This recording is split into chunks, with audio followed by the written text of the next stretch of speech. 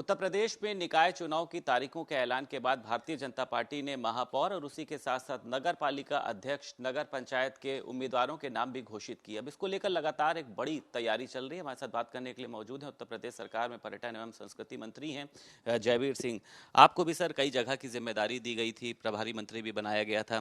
क्या लग रहा है किस तरीके की सर योजना रहेगी? निश्चित रूप से शहरी सरकार बनाने के लिए भारतीय जनता पार्टी पूरी तरह गंभीर है। हमारे मैक्सिमम प्रत्याशी, चाहे टाउन एरिया हो, नगर पालिका हो या नगर निगम हो, उनमें ज़्यादा से ज़्यादा प्रत्याशी हमारे जीत के आए, ये प्रयास रहेगा।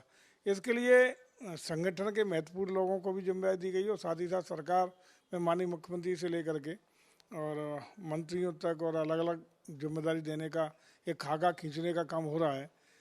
जो दायित्व जो जिम्मेदारी दी जाएगी सारे लोग निर्वहन करेंगे, लेकिन प्रयास कुल मिला के ये रहेगा कि हम लोग ज़्यादा से ज़्यादा सीटें, चाहे वो मेयर की हों, पहले भी हम लोगों की व्यापक संख्या थी, पुनः हम लोग नगर पालिकाओं में और नगर पंचायतों में चाहे अध्यक्ष के हमारे प्रत्याशी जीत के आए और वहाँ के सभासद और पार्षद ये भी मैक्सिमम हमारे जीत के आए।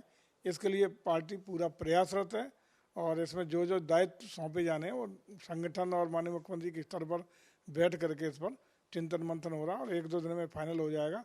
अलग अलग जिम्मेदारियां, जहां किसी को रैली के लिए, किसी को मीटिंग के लिए, किसी को रूटों को बनाने के लिए, वो सारी जिम्मेदारियां देने का काम चल रहा है। रूटों को बनाने की सर आपने बात करी है। पहले चरण की जो लिस्ट जारी करी गई उसमें महापौरों के नाम भी काटे गए, कई जगहों से देखा गया पार्षदों के। उसके बाद वो मन बनाया उन्होंने कि हम निर्दलीय चुनाव लड़ेंगे। आगे उनको कहीं समायोजित किया जाएगा, उसकी कुछ तैयारी चल रही जिससे उनको मनाया जा सके? सर, भारतीय जनता पार्टी का बड़ा परिवार है और बड़े परिवार में कहीं किसी का टिकट करता है तो स्वाभाविक रूप से थोड़ा बहुत मन छोटा करता है आदमी, लेकिन हम लोगों ने उनको समझाने के लिए, मनाने के लिए सारी व्यवस्थाएं की हुई हैं। हमारे स्थानीय तौर जिले से लेकर स्थानीय स्तर से लेकर प्रदेश तक अलग अलग लोगों को अलग अलग जहाँ जिसका संपर्क संबंध है, जिसके प्रभाव से अगर कोई मान सकता है उसको व्यवस्था दी गई है। और हम समझते हैं कि ऐसा कोई खास न विद्रोह की स्थिति है न रूठने की बहुत बड़ी स्थिति है। छोटी मोटी स्वाभाविक रूप से जिसका टिकट कटता है या सिटिंग है उसको काटा जाता है तो मन में कष्ट होता है। और ये भी सही है कि हम चूँकि सरकार में भी हैं, संगठन में मजबूत हैं, प्रदेश में सरकार हम आई है और देश में सरकार हम आई है, तो तमाम हमारे जो ऐसे पद हैं जिन पर समायोजन की कार्रवाई भी खाली पड़े हैं पद, उन पर समायोजित करेंगे।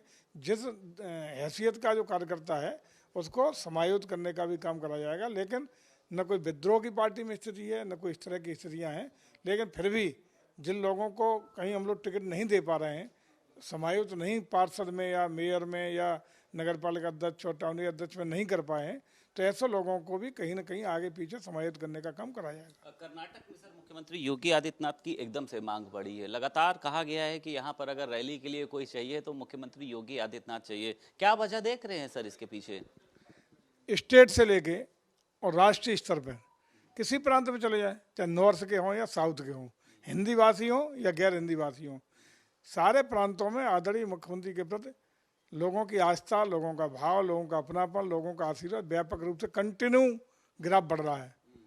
अच्छी बात है हमारे नेता का, आदरणीय मोदी जी का, आदरणीय योगी जी का, जिस तरीके से लोगों के जहन में उनके प्रति आत्मीय भाव बढ़ रहा है, उनकी ग्लैमर बढ़ रहा है, लगाव बढ़ रहा है, प्रभाव बढ़ रहा है, वो निश्चित रूप से एक शुभ संकेत है पार्टी के लिए। लगता है कि कानून व्यवस्था उत्तर प्रदेश की हो, माफियाओं पर कार्रवाई करना हो, किसानों के लिए उन्होंने तमाम तरीके की योजनाएं लाए हैं, ऐसे जो मुद्दे हैं वो मुख्यमंत्री योगी आदित्यनाथ की लोकप्रियता को बढ़ा रहे हैं।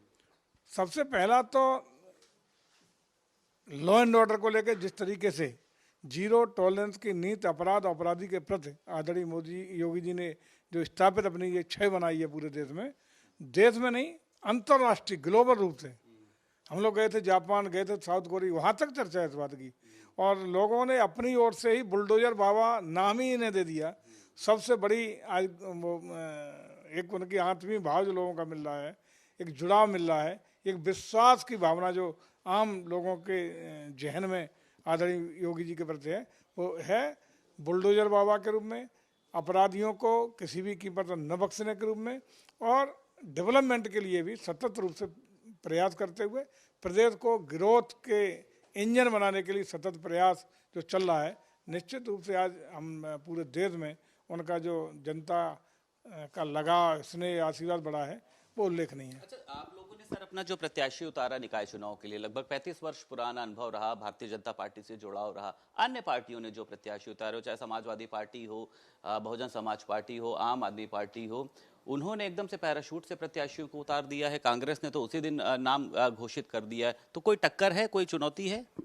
आप भी देख रहे होंगे और सहमत भी होंगे कि हम लोगों ने ज़्यादातर जो हमारे पुराने संगठन के कार्यकर्ता हैं, मजबूत खांटी भाजपा के नेता हैं, उनको हम लोगों ने प्रत्याशी बनाने का काम किया है और प्रयास किया है कि हमारे जो पुराने कार्यकर्ता हैं जिनको हम लोग कहीं बीच बीच में सम्मान नहीं दे पाए या उनको लंबी मेहनत के बावजूद और निष्ठा के बावजूद कहीं समाहित नहीं कर पाए, ऐसे लोगों को हम लोगों ने समाहित करने का प्रयास किया है और उसी का परिणाम है कि कार्यकर्ता बहुत बेहद खुश हैं। और आज चाहे मेयर के हों, नगर पालिकाओं का, टर्न के चुनाव में कोई भी टक्कर कहीं नहीं है, एक तरफा परिणाम आएंगे और बहुत लंबे अंतर से हमारे प्रत्याशी जीतेंगे। बहुत शुक्रिया। उत्तर प्रदेश सरकार में पर्यटन एवं संस्कृति मंत्री जयवीर सिंह हमारे साथ मौजूद थे और साफ तौर पर उनका कहना यह है कि इस निकाय चुनाव में भारतीय जनता पार्टी एक तरफा चुनाव जीत रही है, वही भारतीय जनता पार्टी अपने रूठे हुए जो कार्यकर्ता हैं उनको मनाने की तैयारी में है और आने वाले समय में उन सभी को संगठन में समायोजित भी किया जाएगा। लखनऊ से वीडियो जर्नलिस्ट आशीष के साथ संदीप खेर, भारत समाचार।